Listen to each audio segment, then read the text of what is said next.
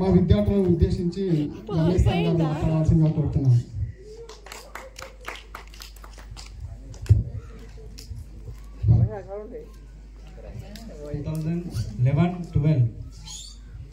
విద్యార్థులకు నా యొక్క ఆత్మీయ పూర్వ విద్యార్థుల ఆత్మీయ సమ్మేళనానికి స్వాగతం సుస్వాగతం. అలాగే 2011-12 విద్యార్థులు అసలు వాస్తవం చెప్పాలంటే ఇదే ఫస్ట్ బ్యాచ్ కాదు, ఇదే సార్. ఇంతకుముందు ఎవ్వరు కూడా ఇలాంటి సమావేశాలు జరిపినా ఎవరు కూడా చేయలేదు. అంటే ఫస్ట్ మీ బ్యాచ్ 11-12. Okay, very good. అయితే నాకు మీ అందరినీ కలిసినందుకు చాలా సంతోషంగా ఉంది. అయితే ఒక్కొక్కరు అప్పుడు చాలా చిన్నగా కొట్టినా తిట్టినా నన్ను తిట్టుకున్నారు, ఏదో రకాలుగా మటుకు చాలా ప్రాబ్లం అయితే చేసిన నేనైతే కదా చేసినా రైట్. అయితే ఇప్పుడు మిమ్మల్ని చూస్తుంటే వాస్తవానికి అప్పట్లో వేరే అసలు అంటే నేను ఎట్లున్నా మీకు తెలుసు, మీకు తెలియాలి. మీరైతే చాలా అందరు కూడా మారిపోయారు, ఒక్కొక్కరు ఒక్కొక్క ఫీల్డ్లో వర్క్ చేస్తున్నారు. అంటే ప్రతి ఒక్క గురువు కూడా చెప్పేది మంచిగా అందరూ తర్వాత ఫ్యూచర్ ఫైనాన్షియల్ పరంగా కానీ నాలెడ్జ్ పరంగా కానీ హెల్త్ పరంగా కానీ ఉండడానికి ప్రయత్నం చేసే విధంగానే కొట్టి తిట్టి మీకు మంచి చదువును గురువులు అందించడానికి ఎక్కువ శాతం ప్రయత్నం చేస్తారు కదా. అందరు ఏదో ఒక జాబ్లో జాయిన్ కావడం కదా, ప్రైవేట్ కావచ్చు గవర్నమెంట్ కావచ్చు. మన దాంట్లో గవర్నమెంట్ ఎవరు కూడా రాలేదు, వచ్చి ఎవరికైనా రాలేనట్టున్నారు. ఆ కానిస్టేబుల్స్ కానీ అనుకుంటున్నా నేను, మహిళలకు సంబంధించి కానిస్టేబుల్స్ కానీ తర్వాత మీరు హైట్ ఉన్న వాళ్ళు ఎవరైనా అంటే వేరే వితౌట్ కానిస్టేబుల్ జాబ్స్ వచ్చినాయని నా మనసులో చాలా ఫీలింగ్ ఉండే. అయితే నేను 2007 to 13 అలాగే ఇక నారాయణ సార్ కూడా మా గురువు. ఎందుకు అంటే సారు అసలు యాక్చువల్గా ఏంది అంటే చిన్నప్పటి నుంచి నేను బడికి వెళ్ళినప్పటి నుంచి అది కాదురా నాన్న ఇలా ఇట్లా ఉండాలి అట్లా ఉండాలని చెప్పి సొంత కుమారుడిగా నాకు సలహాలు ఇచ్చేవాడు. అసలు వాస్తవానికి నేను ఫస్ట్ క్లాసు మన స్కూల్కి వచ్చిన తర్వాత క్లాస్కి వెళ్ళమని చెప్పారు, సోషల్ సబ్జెక్ట్ తీసుకోమని చెప్పారు. చెప్పిన తర్వాత నేను సార్తో మాట్లాడినా, సార్ నేను ఇలా వెళ్ళాలి అసలు నాకు క్లాస్ చూస్తే స్ట్రెంత్ చూస్తే ఒకరిద్దరు కాదు మీ బ్యాచ్ కంటే ముందు బ్యాచ్ల వాళ్ళు 100 మెంబర్స్కి పైనే ఉండేవాళ్ళు. ఆ క్లాస్కి వెళ్ళాలంటే మెయింటైనింగ్ చేయాలంటే చాలా ప్రాబ్లం కదా అని అన్నాను. ఇక తర్వాత ఏం కాదు అట్లాంటిది ఏమి ఇబ్బంది పడకు, రాజ్ సార్ ఉన్నాడు నీకు ఎట్లాంటి విషయంలో అయినా హెల్ప్ చేస్తాడని చెప్పడం జరిగింది. సార్ సలహాలెన్నో ఈ మానవ రూపం కోసం జరిగిన పరిణామాలెన్నో ఒక రాజును గెలిపించుటలో ఒరిగిన నరకంఠాలెన్నో కులమతాల సుడిగుండాలకు దగ్ధమైన బతుకులు ఎన్నో ఆ చల్లని సముద్ర గర్భం దాచిన బడబానలమెంతో ఆ నల్లని ఆకాశంలో కానరాని భాస్కరు లెందరో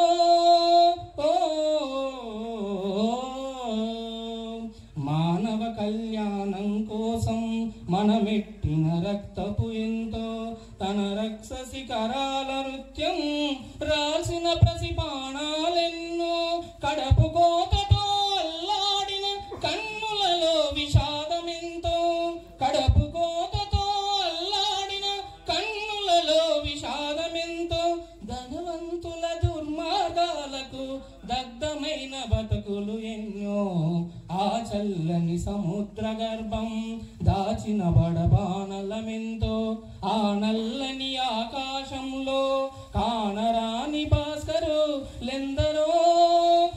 ఒకసారి మాకు గుర్తు చేయడానికి 12 ఏళ్ల తర్వాత ఈ వేదికను ఏర్పాటు చేసింది.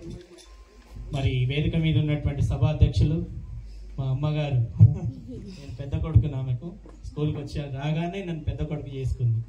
సో నాగరణ్ మేడం గారికి, జిహెచ్ఎం గారికి రిటైర్డ్, నెక్స్ట్ పెద్దన్న రాజు సార్, నన్ను తమ్ముడు అని ప్రేమగా చెవిళ్ళకి రాగానే పిలిచినటువంటి వ్యక్తి రాజు సార్. తర్వాత యాదయ్య సార్ అన్న అంటాడు, నాకంటే చాలా పెద్ద, కానీ నన్ను దుర్యోధనుడు దుశ్శాసనుని వాత్సల్య ప్రేమతోటి తమ్ముడు అని ఎలా అయితే సంబోధించేదో సేమ్ అదే ప్రేమతోటి యాదయ్య సార్ అన్న అని నన్ను అంటే పెద్ద అయినా నన్ను చిన్నవాడిని అయినా నన్ను అన్నా అని సంబోధించేవాళ్ళు. ఇప్పుడు కూడా అన్న బాగున్నారా అంటారు. Okay, next Yadilal sir. Yadilal sir 2011లో వచ్చారు. రాగానే మా పక్క విలేజ్ సార్ది, మేము బస్ మెంట్ 7 years. ఇప్పటికి కూడా స్కూల్ మెంట్ మీ బస్ మెంట్ ఇప్పటికి కూడా.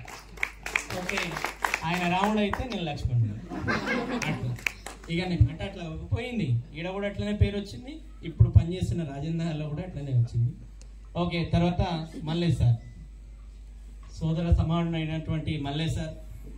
తర్వాత రమేష్ సార్.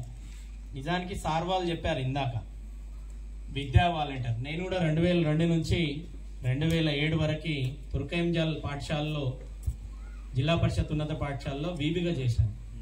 అక్కడ మేము ప్రధానోపాధ్యాయుని దగ్గర ఇలా చేతులు కట్టుకొని ఉండేవాళ్ళం.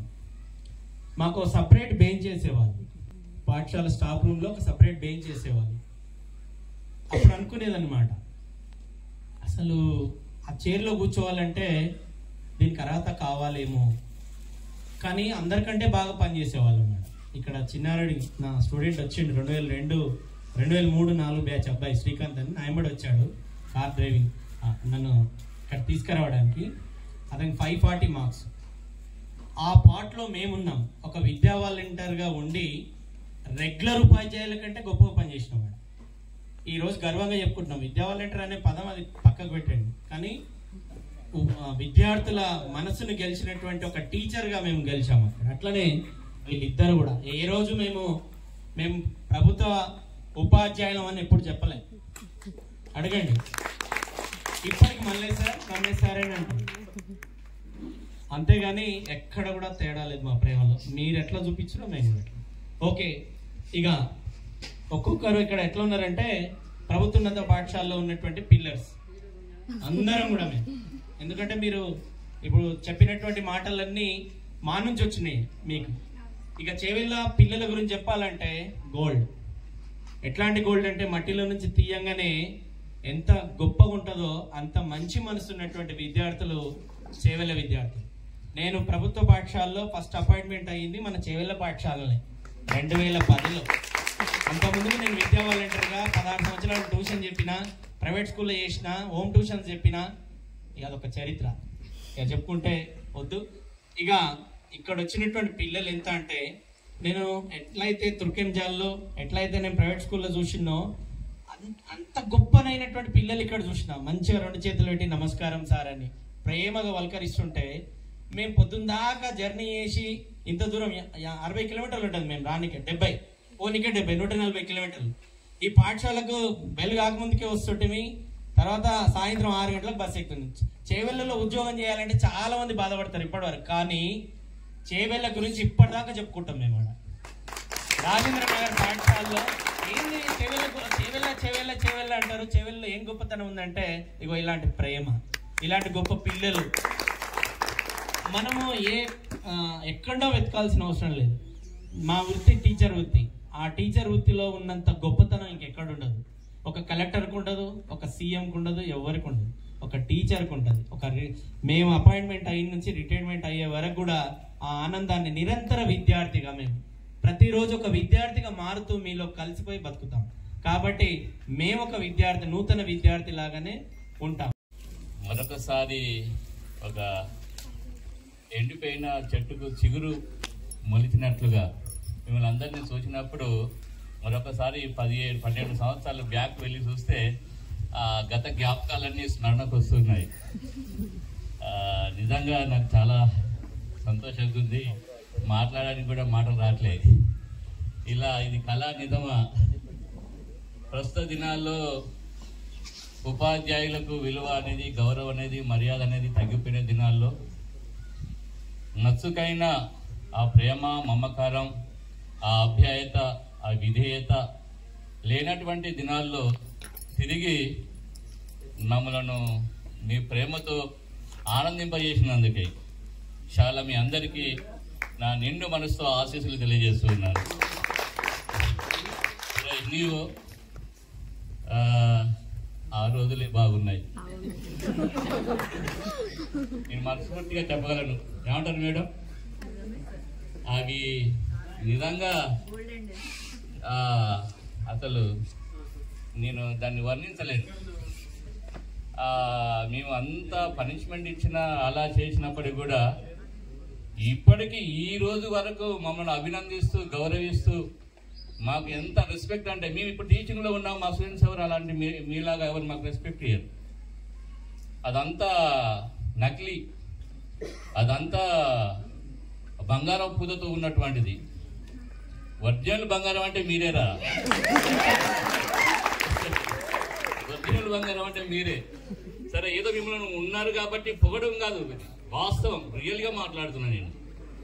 ఇంతవరకు ఎక్కడ ఉన్నా కూడా మీరు అందరూ పలకరించడం అనేది, తర్వాత మళ్ళీ మమ్మల్ని గ్యాదరింగ్ చేసి ఇలాగా సన్మానం చేయడం అనేది మీ అందరికీ చాలా చాలా మంచి ఆశీర్వాదం మీరు పొందుకుంటారు. వచ్చినటువంటి వాళ్ళ అందరూ కూడా మాట్లాడే ఉంటారు. ఒక విషయం లాస్ట్కు, మీరందరూ ఏ స్థాయిలో ఎక్కడ ఉన్నా ఆ స్థితిలో ఆ స్థాయిలో సంతోషంగా ఉండండి.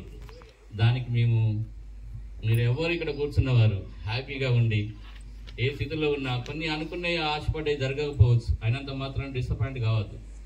అందరూ ఒకే దాన్ని కోరుకుంటే అందరికీ ఉద్యోగాలు రాకపోవచ్చు. మనం ఉన్న స్థాయిలో స్థితిలో సంతోషంగా హ్యాపీగా ఉండండి. చాలా మంది ప్రియమైన విద్యార్థులారా, నేను 2011 జూన్ 7వ తారీఖు నాడు ఈ పాఠశాలకు రాను.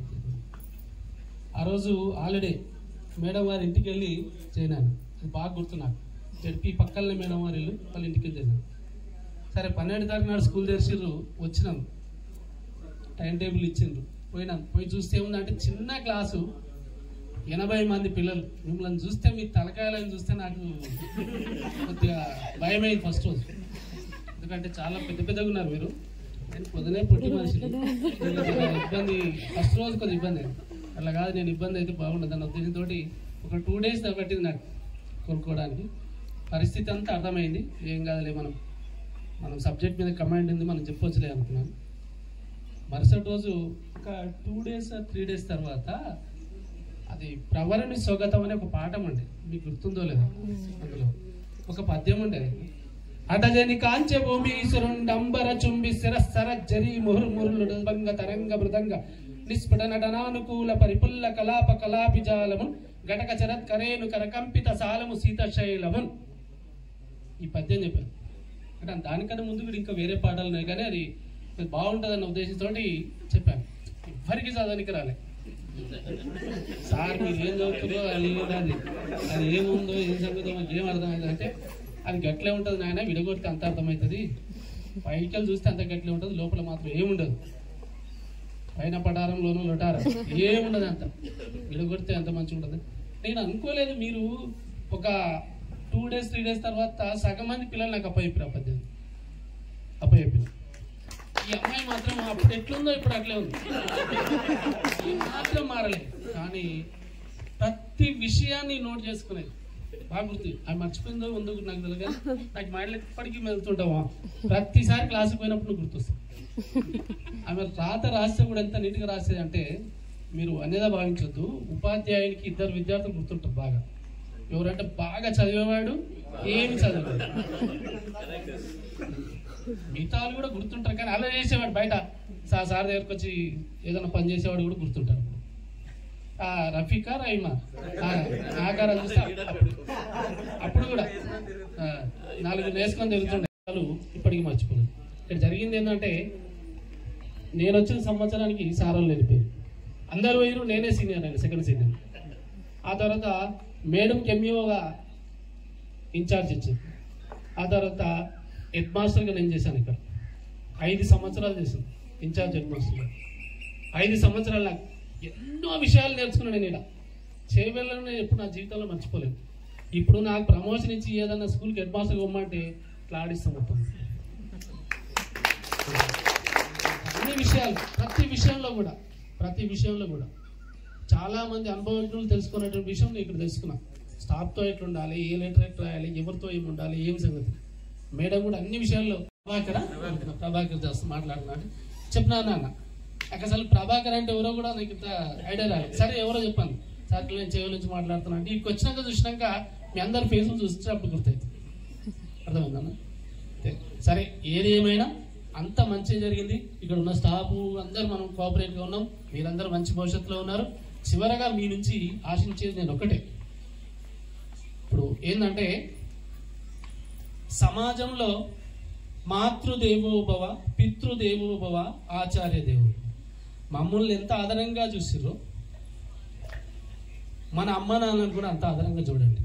ఎందుకంటే సంస్కృతంలో ఒక సూక్తి ఉంది, ఏంటంటే భూ ప్రదక్షిణం శక్యేన కాశీయాత్ర యుతేవచ సేతుర్నది స్నానం తత్ఫలం మాతృవందనం. మన వాళ్ళందరూ కాశీ పోతుంటారు, ఒకసారి భూ ప్రదక్షిణ చేయాలంటుంటారు. 6 సార్లు భూ ప్రదక్షిణ చేస్తే ఎంత పుణ్యం వస్తుందో ఒకసారి కాశీ పోతే అంత పుణ్యం వస్తుందంట. 6 సార్లు భూ ప్రదక్షిణ చేస్తే ఎంత పుణ్యం వస్తుందో ఒక్కసారి కాశీ పోతే అంత పుణ్యం వస్తుందంట. ఒక్కసారి కాశీ పోతే 100 నదులలో స్నానం చేస్తే ఎంత పుణ్యం వస్తుందో అంత పుణ్యం కాశీ పోయిన పుణ్యం వస్తుందంట. ఇవన్నిటి పుణ్యాల్ని పొద్దున్నే లేచి ఒకసారి మన అమ్మా నాన్నకి నమస్కారం చేస్తే అంత పుణ్యం వస్తుంది. కాబట్టి పెద్ద మనుషులు అవుతారు, మమ్మల్ని ఎట్లా గౌరవించారో వాళ్ళని కూడా అంతకన్నా ఎక్కువ రీతిలో గౌరవించండి. మా అమ్మ నాన్న నా దగ్గర ఉన్నారని కాదు, నేను వాళ్ళ దగ్గర ఉన్నాను. ఇది మర్చిపోకండి దయచేసి. నేను మా అమ్మ నాన్న దగ్గర ఉన్నా, వాళ్ళు నా దగ్గర ఉన్నా కాదు. ఇప్పుడు ఏమైపోయింది, 3 కొడుకులు ఉంటే నువ్వు నేను ఉంచుకో, నేను ఉంచుకో, నేను ఉంచుకో. నేను గర్వంగా చెప్తా, ఇప్పుడు మేము 4 అన్నదా మా అమ్మ నా తాను ఉంటుంది. ఎందుకంటే మనకు జన్మనిచ్చిన తల్లిదండ్రులు వాళ్ళు ఇప్పుడు వృద్ధులకు బుద్ధులు చెల్లించవే. వాళ్ళు ఏం చేస్తారంటే వయసు మీద పడ్డాక చిన్నపిల్లలు చేష్టలు చేస్తారు. దాంతో ఏం చేస్తారంటే మన ఇంట్లో పిల్లలు మనలు అందరూ ఈసరించుకుంటాం. దయచేసి అలాంటి చేయకండి. శాంతంగా వాళ్ళని మమ్మల్ని ఎంత గౌరవించారో అంతకన్నా ఎక్కువ గౌరవించండి. రెండవది, మీరు ఎంతమంది గుమిగూడారు కదా, ఈ యూనిటీని ఇట్లే కొనసాగించండి. ఒక గ్రూప్ తయారు చేయండి. దాంట్లో 100 50 మీకు ఎంత వచ్చిందో ఒకటి వేయండి. మన దాంట్లో ఎవరైతే బలహీనంగా ఉన్నాడు, ఏదైనా అవసరపడదో వానికి కొంత సహాయం చేద్దాం. ఇప్పుడు ఆ బాబు ఎవరన్నా ఇక్కడ బట్టలు దిగుదాం అన్నారు, మనకు తెలిసిన మనం ఆ బట్టల షాప్ పోయినాం అనుకో, మనకి 10 రూపాయలు తక్కువ వేస్తున్నా ఆయనకు లాభం చేసినట్టు. ఇప్పుడు ఒక ట్రావెల్ అన్నాడు, ఆ ట్రావెల్ అయిన దగ్గర మనకు తెలిసిన వాళ్ళు ఉంటుంది.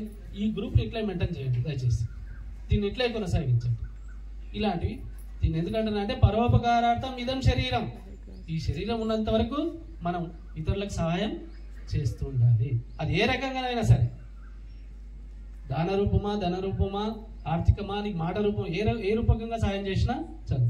ఎందుకంటే నాకు అప్పుడు ఇక్కడ 1-2 సార్లు చెవులలో కళ్ళపడి నీళ్ళు వచ్చినాయి. కొంతమంది విద్యార్థులు ఎందుకు లేట్ వచ్చు నాయన అని ఒకసారి ఆబ్సెంట్ అయితే 2-3 సార్లు ఆబ్సెంట్ అయితే అడిగినాను.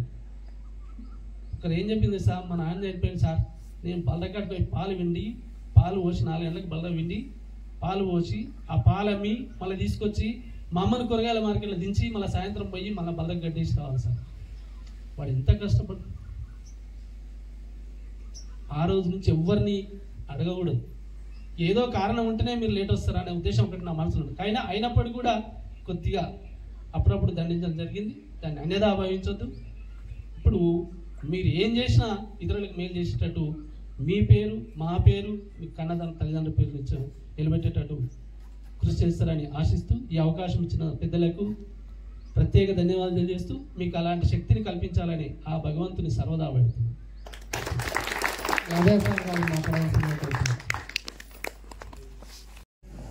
పూర్వ విద్యార్థుల ఆత్మీయ సమ్మేళనం సందర్భంగా ఇక్కడ ఏర్పాటు చేసిన ఈ సభ పైన అధ్యక్షులుగా ఉన్న మేడం గారు, నా తోటిగా మరి పాఠశాలలో ఉపాధ్యాయులుగా పనిచేసిన నా తోటి ఉపాధ్యాయులు, మా ద్వారా బోధన పొంది ఆశీర్వదించబడి మరి మీరు ఉన్నత స్థానంలో ఉన్న మా విద్యార్థులందరికీ మీకు శుభాశీస్సులు తెలియజేసుకుంటున్నాను. ముఖ్యంగా నేను ఈరోజు మిమ్మల్ని చూడడం అనేది నాకు చాలా అంటే చాలా సంతోషంగా ఉంది, చాలా ఆనందంగా ఉంది. చెప్పలేనంత సంతోషంతో ఉన్నాను నేను ఈరోజు. మిమ్మల్ని చూడంగానే చాలా హ్యాపీ అయింది. అసలు ఒకసారిగా మొన్న ఫోన్ చేసిండు నాకు, భూపాల్ ఫోన్ చేసి చెప్పిండు, ఇట్లుంటుందా సార్ ప్రోగ్రామ్ ఉందంటే సరే వస్తలే అనుకున్నా, కానీ మర్చిపోయినా. కానీ రాత్రి మళ్ళీ మైపాల్ రెడ్డి ఫోన్ మెసేజ్ చేసింది, రేపు ఉంది సార్ అంటే ఒకసారి గుర్తుకొచ్చింది. పొద్దున్న పావన్ ఫోన్ చేసింది, సార్ మెసేజ్ పెట్టింది గుడ్ మార్నింగ్ అంటే నేను గుడ్ మార్నింగ్ అన్నా. తర్వాత ఫోన్ చేసింది వస్తురా సార్ అంటే, అరే నువ్వు కూడా ఇదే బ్యాచ్ అమ్మ అంటే అవునన్నాను. ఇంకా సంతోషమైంది, ఖచ్చితంగా వస్తానమ్మా అని చెప్పి. ఇక తర్వాత వాళ్ళకి ఫోన్ చేసినా ఎట్లా వస్తారంటే ఇట్లా ఊళ్ళో ఉన్నామంటే సరే నేను కార్ తీసుకొని వస్తా కలిసిపోదాం, నా కార్లో ఎక్కించుకొని పోవాలి మేము అని నాకు ఇష్టం అని చెప్పి ఒకసారి స్వప్నను అనూష మీర్జాగూడ అనూష ఫంక్షన్ ఉంటే స్వప్న కలిసి వద్దాం అనుకున్నాం, ఆ రోజు రాలేకపోయినాం. అట్లా అని చెప్పి కలిసిపోవాలి కార్లో తీసుకొని పోవాలని చెప్పి ఫోన్ చేసి కార్లో వచ్చేసినాం.